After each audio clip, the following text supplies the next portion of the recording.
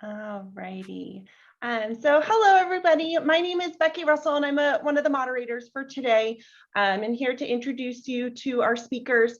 So this session is IC 66. It's called Closing the Gap for People Needing CRT Through Inpatient Rehab and Outpatient Collaboration. Our speakers are Cathy Carver and Katie Fitzgerald.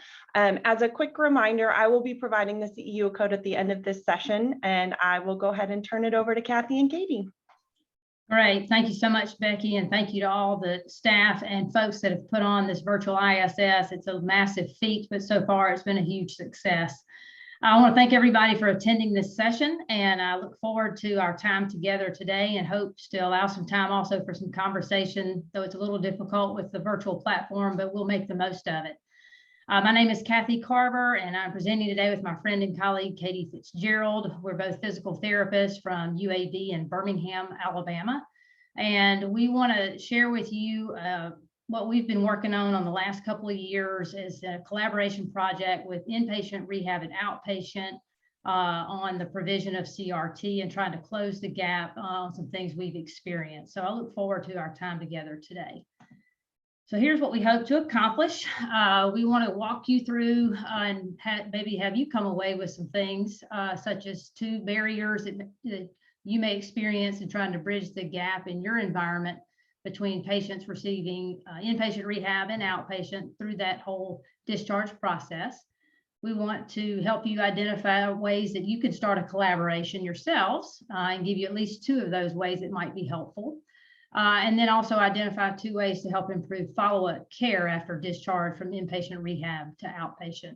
Before we go any further, though, I want to make sure that we acknowledge our colleagues on the inpatient rehab side and other administrators that have helped us with this project.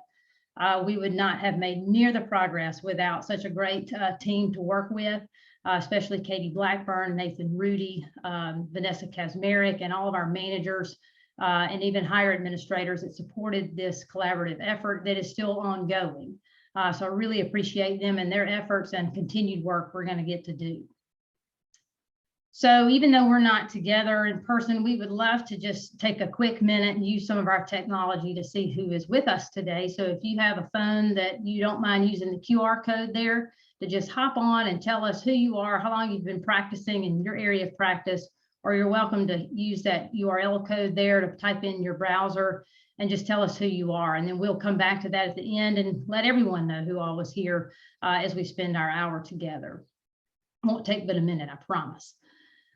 So just by way of getting us started, you know, we all have different thoughts floating around in our heads about what we do every day. Some we think we really do understand what our colleagues are thinking, and others we really don't. And throughout this process, we asked each other, you know, what were you thinking, you know, before we started working together? And on the inpatient rehab side, our therapists had a lot floating around up there from, you know, am I really providing the right recommendations before someone discharges? You know, it's a new injury. Are they going to get what they need? Should I send them home in a rental wheelchair or a loaner wheelchair? What if I don't see them again? You know, can I trust the supplier to follow through? Will they get what they need? And there's so much pressure to do this in such a short amount of time. And, you know, on the outpatient side, as we see people that come back to us for follow-up, you know, we would see people who came in the loaner wheelchairs, recliners, and in our bubble was more like, what has happened? You know, what went wrong here? Why did this person not get caught before this wheelchair became a purchased item? And I have to be honest, there were some days we thought, do they not know, you know, how to do this? And we made some assumptions, but each member of this team has made some too that we've all learned from. You know, and even in the bubble above the head of our suppliers, you know, because they interact with our inpatient therapists, our outpatient therapists, and their thoughts at times were, look, if I can just go up and get this process started as soon as possible while they're in inpatient, I'll take it from here and we'll get them what they need. And at times they would think, I hope I get this certain therapist because they're really good, or this one is so new and green. I'll just have to kind of clean it up afterward. Sometimes they would think, I just hope they'll let me take it from here and deliver it. It's so much faster. Many of our suppliers shared with us that in their bubble was, I wish we could just wait and do this all in outpatient because it's so much easier if I can get the prescription, the face sheet, the face-to-face. I can get the wheelchair evaluation kind of all in one swoop. It's just quicker that way. So, but everybody's perspective on this was very insightful, including the perspective of the local just basic DME supplier. They're the ones, coming up to inpatient rehab to bring the bedside commode, the walker, the rental wheelchair, setting up that delivery of the hospital bed. And in their bubble was, all right, I've got a great account. I've got a great stream with that social worker. We'll get that delivered and we'll be golden. It's up to the patient to make sure they call us if they need anything. Sound familiar?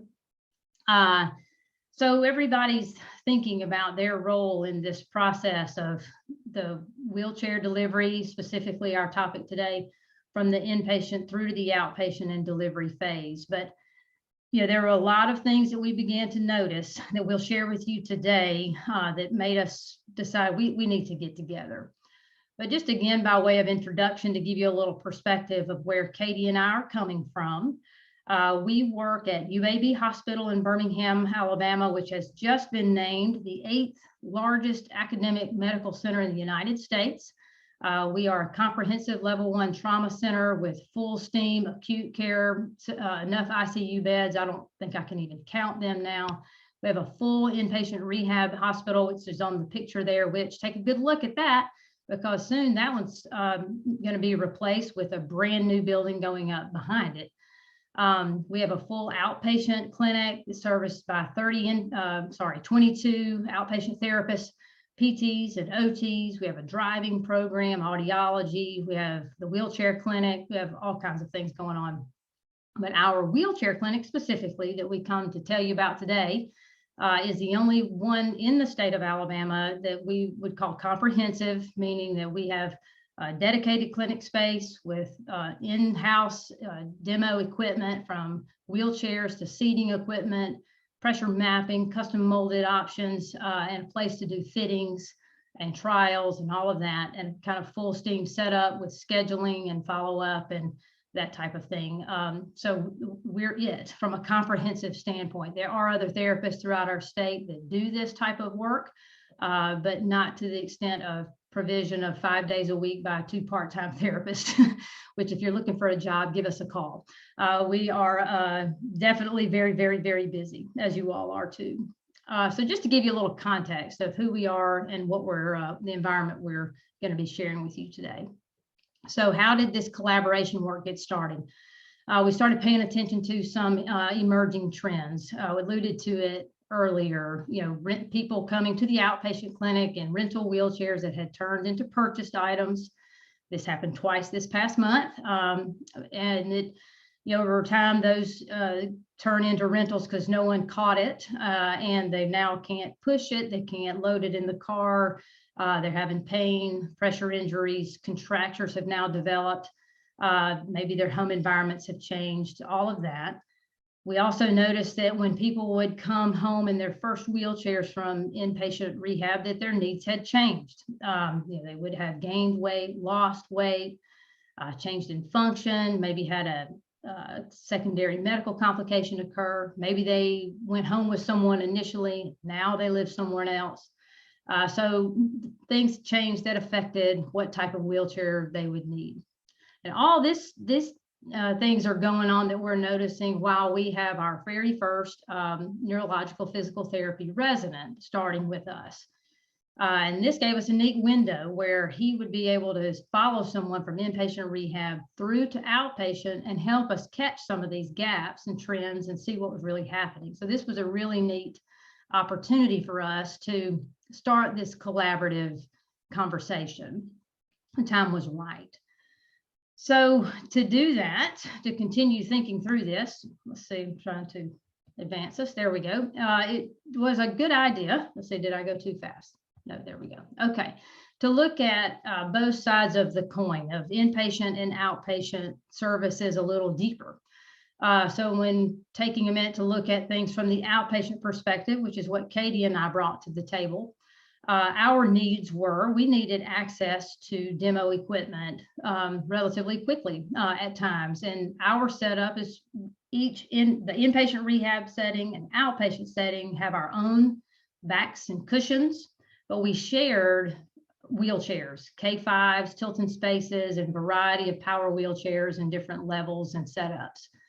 And we needed access to that at different times, and at times our inpatients were in them. And so it got a little tense at times of having access to that equipment, because many of our outpatients had driven for several hours, and it wasn't going to be easy to reschedule them. We also had issues on our side of noticing those secondary complications that were beginning to occur. The other thing we had to sort of admit is we didn't quite understand all the pressures that the inpatient rehab therapists were under from a time perspective, discharge dates moving quickly, trying to get families taught what they needed to be taught for a safe and efficient discharge process. So we had to kind of slow our roll, if you will, and listen a little bit more to their side of things and appreciate the different kind of hurdles they were dealing with to provide the right kind of wheelchair and seating system for people. So that's kind of from the perspective that we were dealing with. And when we heard from the inpatient rehab side, these were the things that were impacting them. Again, with stress and of just, am I doing the right thing? And a fear that their patients would fall through the cracks, if you will. And I think it's just important for us all to appreciate that and to just tip our hat to our inpatient rehab therapists that are working up there 7 days a week, pulling those weekends and trying to get people from surviving to thriving on the right foot, and just to appreciate those, all the different goals they're trying to accomplish in a very short period of time, because these lengths of stay have not gotten any longer and the pressures have not let up on them. And the other thing that we needed to appreciate was that some of our patients, and yours too, when they're injured, aren't insured, and that's not a quick and easy process. And so that impacted them being able to find appropriate equipment for people to go home with. If you have found the wheelchair tree where we can pluck one and give it to the uninsured population, would you please email us today? We would like to have that contact information. No, but the other thing from the inpatient rehab perspective is they were not being able to see the lifespan perspective of someone with a long-term disability. We don't currently have a setup for them to rotate down regularly and appreciate and see where people go, what they do once they've become more medically stable. Their function has stabilized a little bit. They've become more independent and more than just transfers to the bed, toilet, tub, car, you get it. But they've now moved into higher level activities, leisure activities, work-related and family activities. And so they were not able to get that kind of perspective. And that was also impacting their confidence on the ability to recommend appropriate equipment. And the other thing from their perspective, they were in need of some mentoring and some way to ask their questions, and that was not set up yet for them. The other thing on their side of the coin was, at the time we started this collaboration, they really only had one supplier coming up on a regular basis to do evaluations with them. And on our outpatient side, we have ongoing, regular, steady relationships with anywhere from 6 to 8 qualified suppliers with their ATP credential, who were doing this on a regular basis and very skilled at it. And so that was an imbalance that we needed to help them address.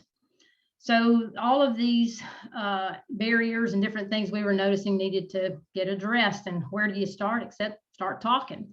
And so we started our conversations in what we started calling our huddles, just informal discussions, trying to figure out where to start, what was the priority, and how could we address some of these? How could we find some common ground and appreciate the perspectives both we're dealing with, and both move toward our own, and it has never changed, our common goal to maintain patient outcomes and satisfaction that the patient is getting what they need. And so it didn't take us long to recognize we were going to have a hard time finding a good time through our schedules not matching up to address these barriers objectively. And we were going to need to go to our higher ups to get some support so that we could have dedicated time to deal with these things. But before we blazed that trail, we wanted to see if the inpatient rehab staff was really interested in investing in this type of collaboration to improve this flow of provision of CRT care, the CRT equipment for people. So we developed a survey that we asked them to fill out to just gauge where they were on things. And this led to us being able to ask our administration to allow us to start a formal quality improvement process. And so I'm going to go ahead over to Katie and ask her to share with you some of that survey data and kind of where we went from there. Okay, so at our facility, as Cathy mentioned, we wanted to apply for a formal QI project. And what this meant was we were going to go to our leadership team, which included not only our managers, but the director of rehab, in trying to present to them a little bit of evidence for the need and also to present the desired goals and the outcomes.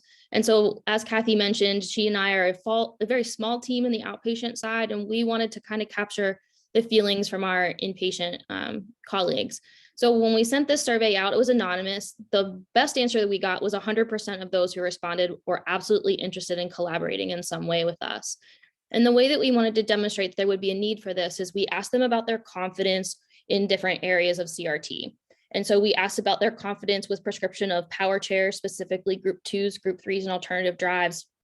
And as you can see on that pie graph, we had 70% of the staff tell us that they had little to no confidence with power chairs. In terms of manual, there's a little bit of an improvement there. We had 45% tell us little to no, but then we're still grabbing another 40% on that moderate confidence level. When we go to the next thing that we asked them, we wanted to talk about, Cathy, if you can go ahead and advance for me, the backs, cushions, and accessory components. Here again, we have a pretty significant amount of 55% with little confidence in that way. And the last question we asked was about positioning in chairs, whether that be power or manual. 70% of staff told us they were not confident in terms of positioning their patients in these chairs. And so we felt that that really spoke to the need for us to be able to have some type of collaborative or work moving forward and to be able to help provide some of that mentoring for staff. Okay, Cathy. I'm trying. You're good. And so with our formal QI, one of the things that we needed the most was time. In terms of the outpatient and inpatient schedules, we don't overlap at all. In the inpatient side, they're on the floor with patients an hour and a half before we are starting with patients in the outpatient world. And then for Cathy and I, we don't take a lunch. So their little time slot in the middle of the day where they would have time to meet, we're still with patients. And so our informal huddles to that point really had been done on our own time, on phone calls while going to pick up kids, someone coming in early on their own time, trying to desperately find coverage for patients. And so we really needed time, 30 minutes to an hour. We were just starting to get into the good part of a conversation when we were literally sometimes sprinting up the stairwell back to patient care. The other thing we wanted to do was start having a formal way to look at data. And so not only of what was going on currently, but we really wanted to make sure that we took the time to look at our historical perspective in our organization. We are really lucky to have therapists on staff who've been working at Spain Rehab for 20 plus years. And then we had a lot of mid-level clinicians who had 5 to 10 years of experience, extremely passionate about CRT provision and improving our outcomes for our patients. And so we wanted to be able to look at with fresh eyes, but also look at with experienced eyes to understand what had happened in the past and maybe why did it not work. A part of our QI process gave us administrative support, which pulled in other personnel who have some experience of looking at this from a management perspective and quality improvement perspective. All of us are clinically trained. All of us are PTs. One of the unique things about Spain Rehab is we're PT dominant in our CRT world. We have very little OT involvement at this point, which is a big goal for us. So none of us really have that hierarchy of looking at things from a top-down level to say, here's where there's gaps in a process. And so we needed someone else to step in and do that for us. These are the 4 goals that we presented to our leadership team that we wanted to be able to tackle. Our overarching theme for us was we wanted to get out of our departmental silos and we wanted to start looking at things as a whole of Spain Rehab. We felt that we really needed to have a referral process. We wanted to address our shared CRT management. We wanted to streamline our relationships with all of our local suppliers and manufacturing reps. And then we wanted to make sure that we were addressing CRT education, especially when we looked at some of our confidence levels. So on the next slide, you can see that, so across all of those, there's a huge disconnect. In our workflows, there was no connection from inpatient to outpatient. Literally one workflow stopped, and then that's where ours started. There was no consistent line of communication for staff, let alone patients. And there was no one person with dedicated time for CRT equipment management. At this point, you had someone from each department, oftentimes multiple people who had had their hands in that.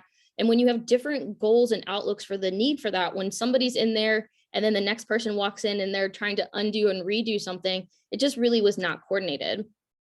During our time with discussing with inpatient, we happened to be really fortunate that it was coinciding with our inpatient department looking at adding another FTE. And so we kept talking about this idea of a liaison and somebody who could work cohesively in between our two departments. And so they were able to incorporate that role of liaison into their new FTE, which was their DME coordinator. We really wanted this person to be team oriented. They really were going to carry the vision of what we were trying to do in our QI process and be that bridge, not only for us, but for our patients moving forward.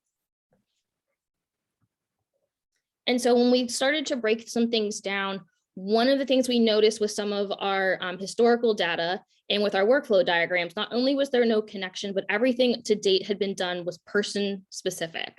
And so different things that were put in place before, when that person's role transitioned either to a different department or a different position with that department, whatever had been going on at that time stopped if they didn't have dedicated time committed to doing it. So that was one of the first things that we really noticed. We needed to put a process in place that someone else could step right into and it was protected. And so what we wanted to do was start to create a referral that was done before a patient had ever left the house. And we started initially with our spinal cord team when we assumed that because most of those patients we were going under the assumption would require some type of CRT with the rare exception. And so just the same way that they were already scheduled with their physician follow-up, they were already scheduled an outpatient wheelchair clinic follow-up. So if that team had decided to do an evaluation, their fitting was already scheduled out with us. If they had decided to defer that evaluation, they were already set and scheduled with us at a certain point. And we could flex that. We didn't stick to a hard, like 2 to 3 months out. Cathy and I were able to denote that on our schedule. So we knew when someone from inpatient was going to be coming in, and we could look at that 1 to 2 weeks ahead and start to make phone calls and talk to them and try and get an update on their status so that we could flow with that a little bit easier. In terms of the CRT management, the DME coordinator was really able to step into that role. The person that was selected for this is very highly motivated and really interested in CRT, especially from the equipment management side of it. And so initially what we did is we started to pull him in to the outpatient department more and more often. So anytime a local supplier or manufacturing rep was present, we invited him to come to those meetings with us. Kind of during all of this is during COVID. So outside people coming into our hospital was very, very limited. We had a lot of support from our management team of understanding that this was very specific in terms of our need to have outside people in every now and again. Sometimes we were outside in our parking lot with masks on and distance to do what we needed to do. And so both management sides were able to commit to allowing us to continue that. And so the DME coordinator stepped in terms of getting to know everyone, being able to do that face-to-face introduction, to start to be at all of our small in-services that we were allowed to still have at that time, and be able to really step into that knowledge base of understanding what we needed and then apply it to his own department's specific needs, because they're very different from ours on the outpatient side. On the next slide, when we look at the next phase here of our relationships, we honestly took a little bit of advantage of the market. And so when you only have one supplier coming in on the inpatient side, we were able to go to some of our other local suppliers and say, here are the needs that we have. Is this something that you can provide for us? So one of the things we did was to look at our clients who were coming in who had no payer source. And historically, we had used a charity care for them to go home in a standard recliner with a standard cushion. As you can imagine, someone with a complex neurological diagnosis was coming back a few months to a year later with horrific comorbidities and things that we were not going to be able to change easily. And so what we did was we asked our local suppliers is, could you provide something somewhat comparable to the type of CRT we would prescribe for them if they had a funding source? And could we do that either as a loaner or as a rental? And every single supplier that was in our area was able to step up and be able to do that. In fact, some ordered additional equipment for them to have on hand to be able to supply that need. And so that was one of the very first places that we made an immediate impact for our patients that were going home. We've seen a drastic reduction in people coming back with wounds and contractures. We've been able to see them transition much more quickly to the use of their CRT. And again, we had initially introduced our DME coordinator to all of these different representatives in our area. And then as some of the COVID restrictions lifted, we brought each of them in to present to the inpatient staff so that they understood the regional area that they had coverage, what payers they were able to work with, and what other services. So as much as we could streamline getting all of your equipment through one person, we wanted to be able to do that as well, just to improve that on the patient side. In terms of educational needs, and like we said, we couldn't do big in-services for big education. And we really decided that at this point, the best that we could do was just in-house. So we established weekly rounds or mentoring sessions. So Cathy and I were able to block our schedules and remove a patient slot so that we could go upstairs and spend time with therapists and their patients. And so they were able to sign up initially for 30-minute one-on-ones with their patient present, so we could answer literally any question for them, whether it was, how do you do a MAT assessment? How do I evaluate this person's posture? What cushion should I be looking at? Does this pressure mapping look right? And so those have transitioned over time. So one of the things we've been able to do is continue to reassess. And now these rounds are done virtually. I do those through Zoom and the patient is not involved. And a part of that is, as we're going to get to some of our post-survey data, is the confidence and skill levels of some of our younger therapists has changed dramatically. So we're no longer answering some of those entry-level questions. Now we're seeing that they have trialed multiple things. They have discussed it amongst themselves in their own staff huddles. And so really, I'm just helping with some problem solving on really complex out of the box situations. And so we really felt like that mentoring aspect of that, of not just answering questions like we did in the beginning, but really transitioning to asking someone to stair step us through what they'd already done to make sure that we kind of used leading questions to say, okay, and let them see that they had already made these decisions. They've already come to the same thing. And then we really were just there to kind of confirm or bring into other things that maybe they hadn't considered at that point. And so, Cathy, if you go to the next slide for me. When we look at our post-collaborative survey and we adjusted this, you will see no longer do we have anyone telling us they have no confidence.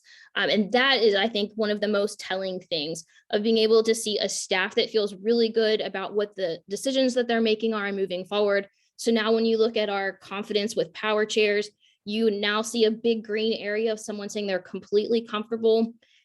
Over 50% are moderately comfortable. That's a huge transition from where we started. In terms of manual chairs, again, everyone here is a little to moderately comfortable.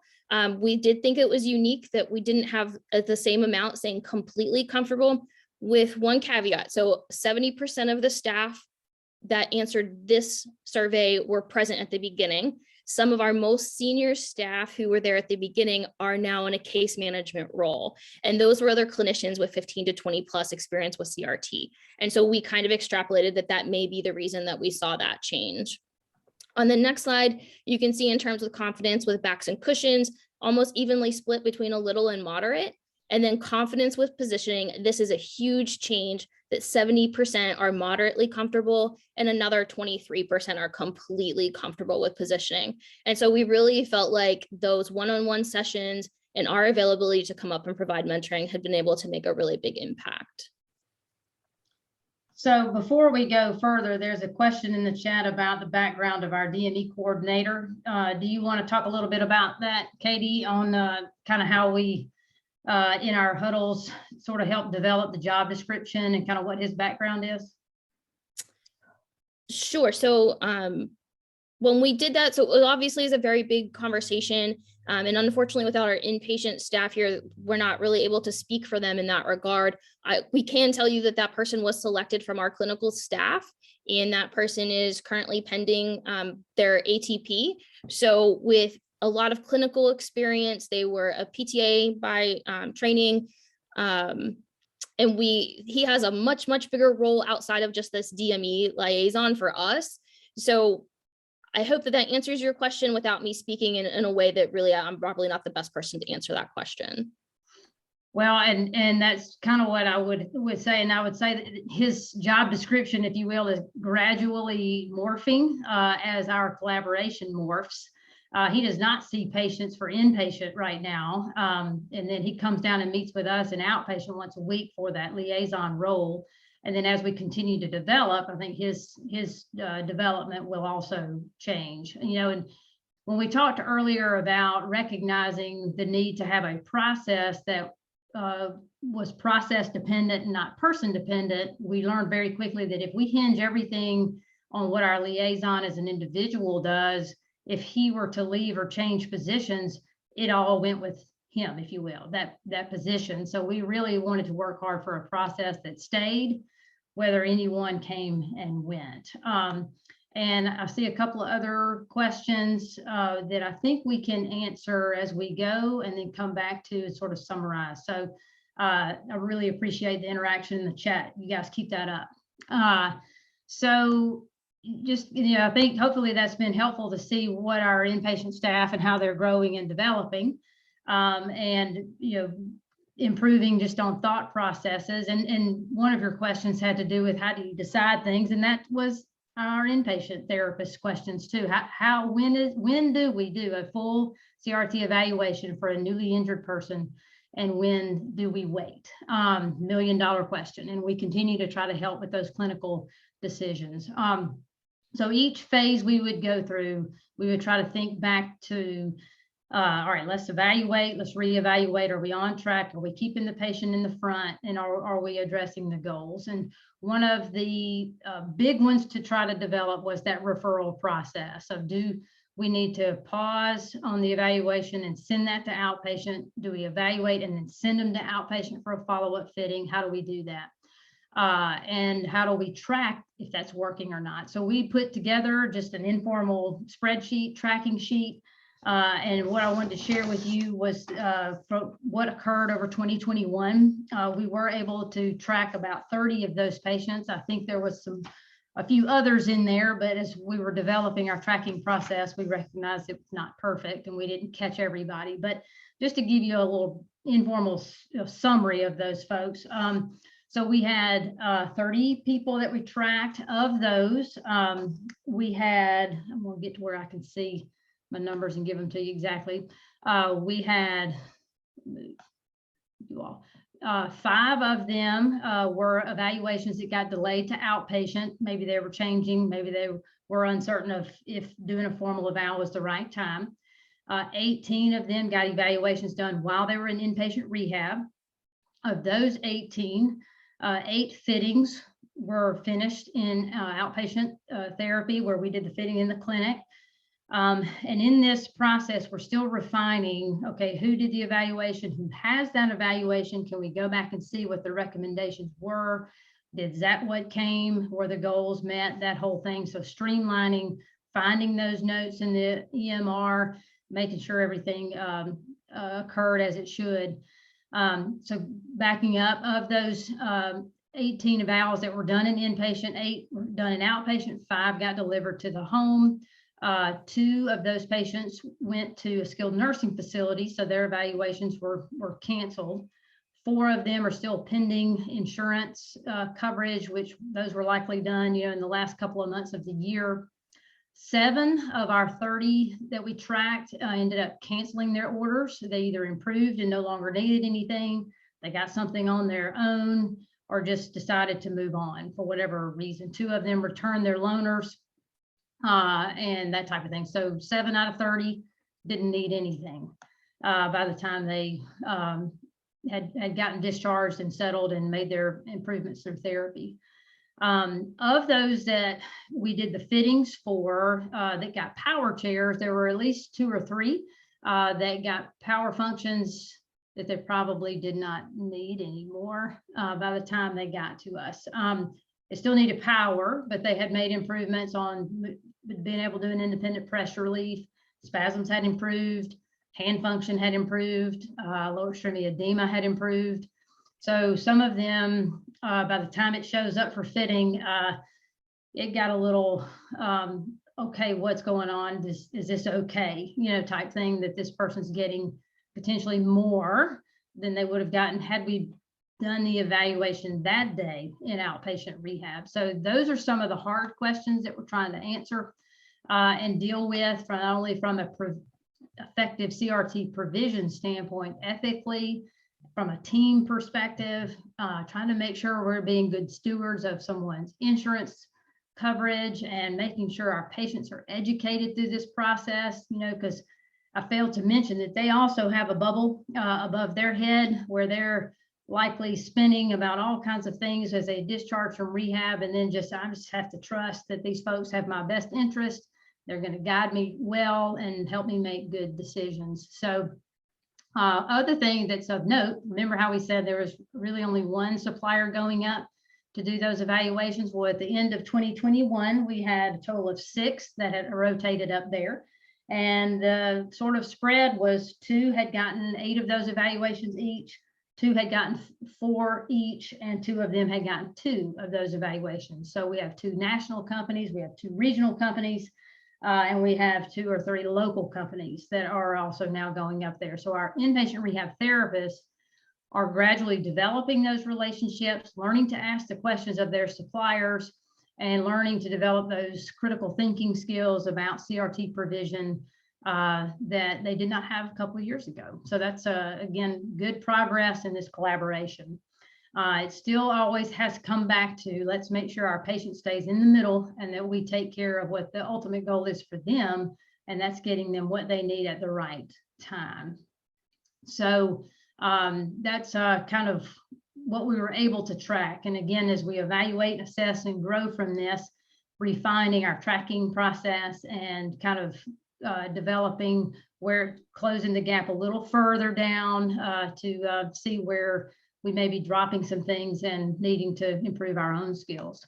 So we evaluate, we learn, and we keep going. So we keep asking these questions, and I encourage you all to do the same thing. What's working? What has not worked? Are there barriers that we can overcome, or are there barriers that we have to live with because we work in such a large monstrosity of an academic medical center?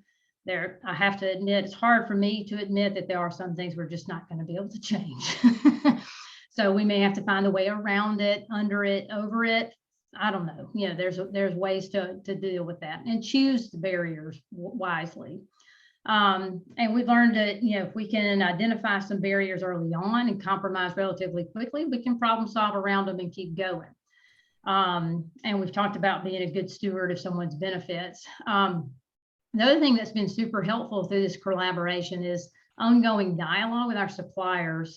We are very blessed in our area to have some fantastic people that they all work well together in our community. And have probably all worked together at some point across the line, down the line, and have appreciated their feedback. And since they really are kind of our constant between, they act as a liaison as well. They go up to the inpatient floor, they come down and work with us and have been very valuable. So I encourage you, get feedback from them, listen to what your suppliers are telling you that they see in the field, that they see in other centers, and what's working and not working for them as well. Now, the topic of telehealth is a big one, and I know we're addressing that a lot here at ISS, but we're using it in outpatient, our outpatient wheelchair clinic as well, using the guidelines and the decision tree that the CTF has on their website. I'll put a plug in for that. But we also are exploring the idea of, is there a way to use audio, video, HIPAA compliant platforms in the inpatient rehab setting to make better decisions of, is it wise to go ahead and do a full evaluation now or wait? You know, could it be included in the process prior to discharge of doing an audio video call to the home environment to see what accessibility looks like, what previous equipment may be like, caregiver situations, vehicle situations that might help us make even better decisions. So those are some of the questions that we're also beginning to ask as we develop further through our collaboration. So let me move us forward. So kind of looking back at where we started today, we talked a little bit about some of the barriers we dealt with. Our biggest one, and it still rides us a lot, is the time and scheduling for us to continue to meet and collaborate. We say where there's a wheel, there's a way. Well, there's a there's a way. You can't keep a good therapist down when it's time to take care of our patients, and we still sort of work around it some on our personal time, but our administration continues to be supportive as we develop more formal meetings and more formal ways to track and dialogue things. So time and scheduling and getting support were barriers for us, and you'll probably identify those as well for you. And then starting this collaboration, obviously it starts informally, as likely as you have conversations with your colleagues, but I urge you to take, if it's something that you all want to work toward to improve, is to go ahead and put things down on paper, your objective goals, what some of those barriers are, and what can you do together through good communication, good relationships, working relationships together to address some of those. And I think one of the things I'm most proud of that's continuing to develop is our referral process, and being able to see on my outpatient schedule that this is a patient that came from inpatient rehab. I know immediately I need to go back to that rehab part in my EMR, find that evaluation. I can look ahead and contact that patient and see if they're changing, see if this is a good time for them to come in. If they are changing a lot, let's wait, be in good communication with our suppliers, to make those decisions. So the workflow process does continue to improve. And so I'm very, very pleased with the progress we're making. We still have work to do, but continuing to improve our follow-up care. I think it's been fun to send an email up to the inpatient rehab therapist and say, hey, I'm seeing your patient today. Would you like to come down and see the final fit? And when they're able to come down and see that, has really been fun for them to see the final fit and see that they did make good decisions, or what can they learn from that on the next patients going forward. So I'm going to punt it back over to Katie to kind of tell you a little bit about where we're going from here. Yeah, so as you can tell, even just in this short amount of time over the past year, we have continually had to do a lot of pivots in defining and redefining where we are and what our goals are. And we're at another really big pivot point right now. And so one of the things that we're looking at is not just creating a bridge between inpatient and outpatient, but really looking at an organizational level process that we can put into place that will be not only sustainable for the next couple years, but be sustainable 20, 30 years when Cathy and I are no longer around to have to see that, right? And so one of the things that we are noticing is we would like for something to be able to touch that patient and stay with them the whole way. Right now, the only part of the process that stays with that patient is the vendor or supplier that is connected to them in inpatient. And so we want to see how can we change something within our organization. We do have access on the outpatient side to see the inpatient EMR, but outside of that, there's not a part of the EMR that's started by them and completed by us for follow-up. Cathy and I are seeing patients for their second, third, fourth, fifth chair. As she mentioned earlier, we're the only comprehensive wheelchair clinic for the entire state of Alabama. So we really want to make sure that we can put something in place to be sustainable and to stay in touch with them. With doing our data collection so far, data collection is hard and we don't have dedicated time to doing that. And what we've found so far is there's not a lot of data out there in regards to something as specific as this. We know clinically that we're seeing a huge change in our patients, a reduction in their long-term health costs. And we really feel like this is a great place for us to continue down this road and to continue to collect data. One of the bigger things that we're really interested in is a larger scale collaboration. We're really grateful to the organizations that have been willing to answer some of our questions as we've reached out. Places like Ohio State, Western Michigan, the Shepherd Center, everywhere has a different process that fits their organization. And one of our other questions is, are there some key components across those different processes that are common? And can we start to help and branch out and reach out to other people and say, here's what we've done, this is how it worked for us, here are the things we think you could extrapolate to your organization as well. And so we're going to take some time to answer some really great questions that are coming up in the chat. At the end of our presentation, both Cathy and I's emails are here. We really want this to be a bigger conversation. We all know that one of the benefits of ISS is being surrounded by people who are on fire about CRT. And that's one of the things that we've loved about our collaboration in a small scale just within UAB, is being able to just really hammer out some details with other people who are like-minded and passionate about serving our patients in this way. And can tell from some of our chat questions, you guys are just the same. So we really want to talk about that. So I do want to go back to a couple of the initial questions in return in terms of our loaners and things like that. So when we look at that, we have two categories. So we've got the category of person who doesn't have funding, but is pending. So they're in the process of applying for Medicaid, the process of applying for Medicare.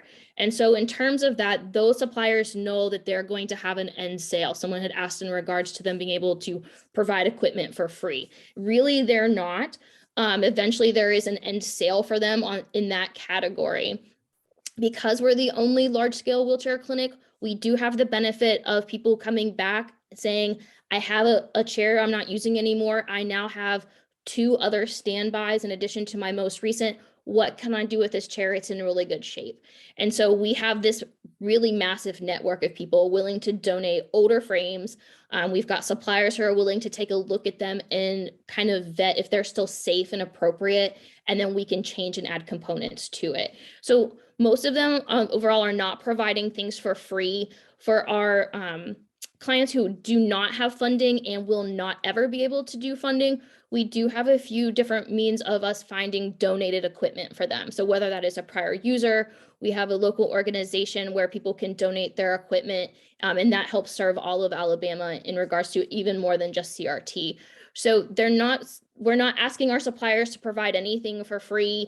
Those loaner chairs often come back and get recycled through where the frame gets cleaned up and we do a different back and cushion. There have been times where if we are absolutely certain of the cushion and back, they can go ahead and write the letter of medical necessity at that time. And with a little bit of that gap, they're able to submit that as well with the frame. We're not in a position where we can't have length of stay that allow a patient to still be in-house and inpatient when their chair comes in. We have very little issue with people not returning for their fittings. Part of that is because we try and stay on top of having that communication. Our suppliers have a built-in 30 to 60 day window where they're calling to stay in touch, so that we don't have equipment that goes missing. It's very rare that we don't have someone come in and get their own custom equipment. A lot of times that's because of the experience they've been able to have in inpatient, in being in CRT that was so dialed in for them that loaner isn't perfect and they are ready to get back into something that fits them and serves them in the best way. The question in regards to one other thing that helps us get them back is we try to time it with their follow-up doctor's visit. So we try to kind of make it as convenient as possible. Yes. In regards to COVID policy, obviously UAB, because we are such a large center, that honestly is kind of changing on a week by week basis, depending on what census looks like. Somebody put a comment, they follow appropriate PPE just as we do. Ours is the same way.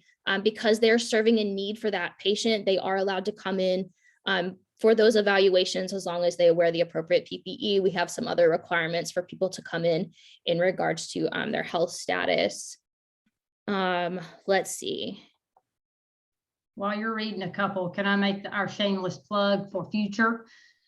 So I'm truly blown away that there are over 60 of you interested in this topic. And Katie and I know we can't, continue to dive into this like we would love to there, but we would really, truly like to set up a follow-up Zoom call with any of you practically interested in developing collaborative things. I think in our conversations with our colleagues at those other medical centers we mentioned, one thing we noticed is that each one of them had a constant who did the follow-up and what their communications were like. I think we could potentially build some things that could help other rehab centers.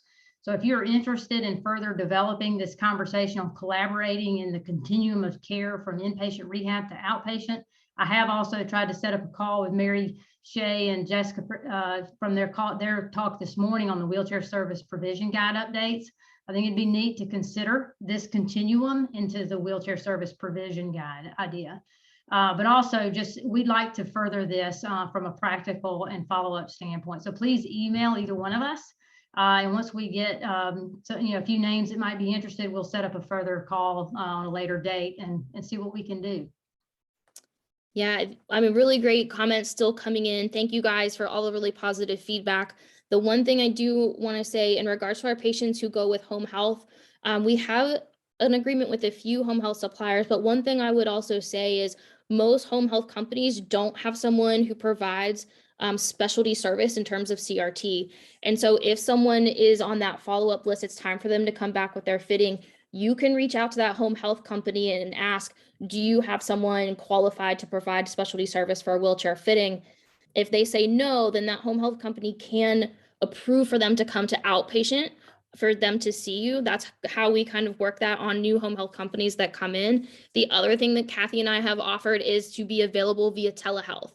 And so if that home health therapist wants to do the fitting with the supplier, then we telehealth in with them. It's not an appointment for us, but we provide that mentoring and assistance as well, because we don't need to see everyone. We don't want to see everyone. We want everyone to learn and benefit from what we're doing. So if doing some one-on-one mentoring via telehealth and some extra time with them, we're more than happy to help facilitate that for someone who is still in home health and not able to come to outpatient. So again, like Cathy said, these are really great questions. We really would love to have a much bigger conversation. And so please email us and we can stay in touch. And I know there's going to be a great conversation on Wednesday morning from our colleagues that I think are on here from Ohio State. We'll be listening in as well. Look forward to working with you all on some future work.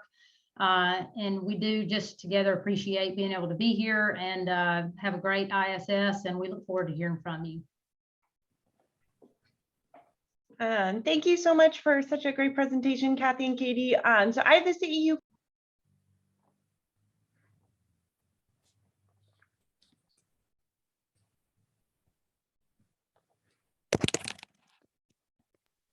I just realized that I was muted.